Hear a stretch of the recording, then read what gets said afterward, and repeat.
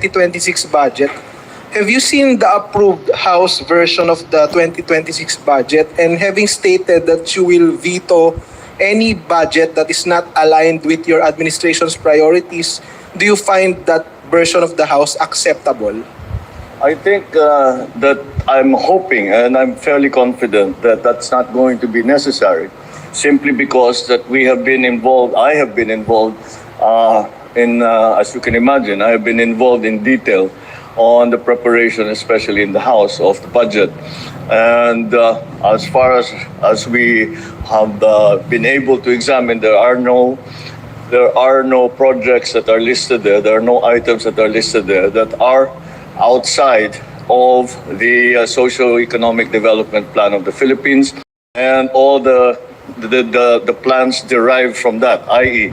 kung saan pupunta yung FMR, kung saan pupunta yung school building, kung saan pupunta, all of these are all part of the general plan. So I do not think, from the last time that I saw the last version of the budget, wala naman akong nakita na humihiwalay doon sa plano ng national government. Kaya hindi siguro kailangan mag-veto. Pero tignan natin kasi hindi pa tapos ang proseso. Dadaan pa sa Senado yan, dadaan pa sa BICAM. At titignan natin at titiyakin natin na ganun pa rin ang sinusundan na proseso na dapat nasa ilalim lahat ng ating plano para sa national na galing sa national government. And to further encourage transparency, I intend to live stream the BICAM. Ayun. So that's what I told them already. There is no more small committee. Yung dating ginagawa that they have a BICAM, then they suspend, then there's a small committee. Wala nang small committee. I have the agreement of the Senate President and the Speaker na ganun ang gagawin natin. We will live stream the entire process so that if there are questionable, shall we say, insertions or additions or all that, it will also be clear who moved, who made those changes or who proposed those changes, so that people will know. So that's that is what we have instituted, some new procedures. But you know, the BICAM is actually a public hearing. Tama. Pero hindi ganun ang nasusunod. So because may small committee. So now it will be all out in the open. Thank you, Mr. President. Hindi na kayo The ngayon next question from Maricel. makakurap. Magandang hapon po, Mr. President. Good Sir, following the protest rally last September 21, there were talks about coup threats. There were calls... About? Coup threats, sir. There were calls for the uniformed personnel to withdraw their support from your administration. How confident are you that our uniformed personnels remain to be loyal to the administration, considering that Of course, we they can are expect more rallies until, I guess, November 30? I'm never confident in that sense. In the sense that I know that you have to be very careful to keep everyone as part of the administration and in support of the administration, supportive of the administration. And so we are constantly talking to everyone and saying, is this? We are very open in our discussions, and whoever has any kind of grievance or have any kind of complaints, and who might be thinking of saying that this is not, we no longer agree with the administration, we always go to them and say, what can we do to accommodate your advocacy or some of the things that they would like the national government to do. And so that's what we are doing. And you know, it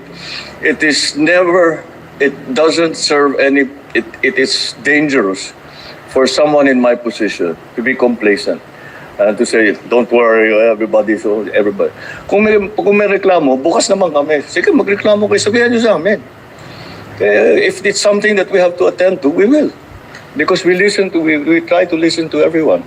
And so that's the only way. That's the only real way that you can keep the support of people in different sectors. So when you ask me how confident I am, all I can say is that in our assessment, we are still very much, the administration is still very much on solid ground in terms of support from the different sectors of society. However, we work very hard to continue to earn that support from them. We know that because they voted for you in the last election, that nothing Yes. will change. Correct. Hanggang kamatayan, yan na yun. Hindi naman ganun yan. Politics is a very variable, very volatile exercise. And so, what I can say is that we are confident that the important sectors of society, the power centers of society and of the administration are very supportive still of the advocacies of the administration, the programs of the administration. And we will continue to work very hard to make sure that we are doing what people want.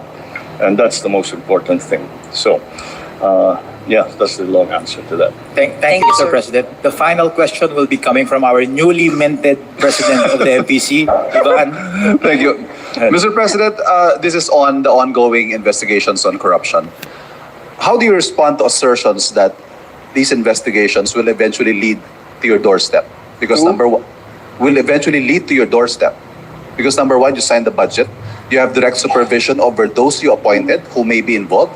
And of course, you hold sway over your political allies in both houses of Congress whose names are now being floated, led of course by the former speaker and your cousin, Martin Romualdez. Well, I'm confident because I know what we did or did not do.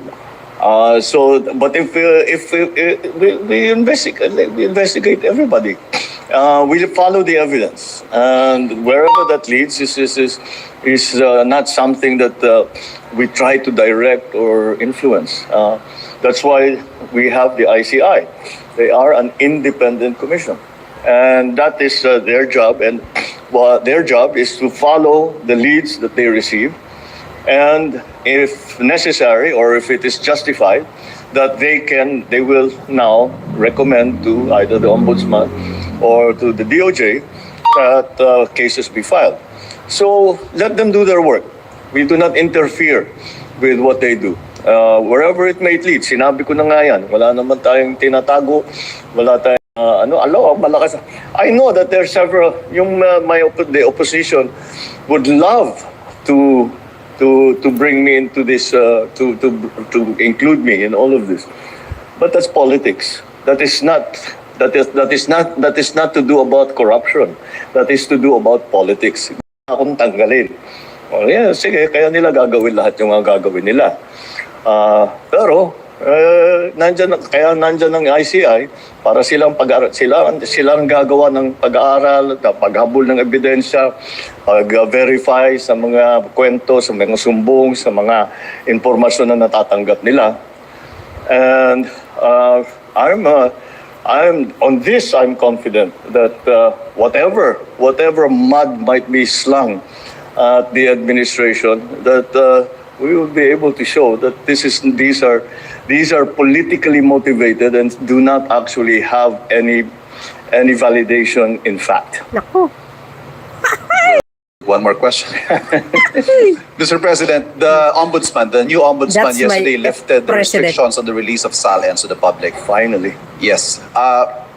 Will you take the lead and allow the release of your Saln and maybe perhaps those of your cabinet members? We will follow the new rules. We will follow the old rules.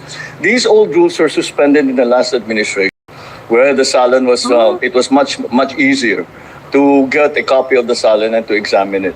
Wow. And I was quite surprised to find out when I first came into office that was no longer the case. Huh? That it was almost impossible, in Hala. fact, to get a copy of people's Saln. And so we are just going back to the old procedure, and we will follow that. Whatever happens. Again, my Saln is I have again. it will be available to whoever would like to, kung bigyan na, hingiin sa akin ng ICI, di siyempre bibigay ko. Kung Yes! hingiin sa akin ng ombudsman, bibigay namin. Will you enjoin your cabinet to do the same? That's my president. Yes, of course. Of course. Thank you. All right. Thank you Oh, very much, Mr. dinig nyo President. yun, Maraming dinig salamat. nyo. Uy. Oh, mga kababayan, ha? Narinig thank you, nyo Sir naman, President. narinig nyo, ha? Yung sinabi ng Pangulo, ready to rumble. Oh, willing na willing mailabas ang kanyang Saln anytime. Ang tanong, kakasakaya ang mga Duterte dito? Oh, dapat lang. Kasi nandoon na yun eh. Kasama na yan. Sila doon. Naku po, naku po. Oh, tama yung mga pinupost natin, ha?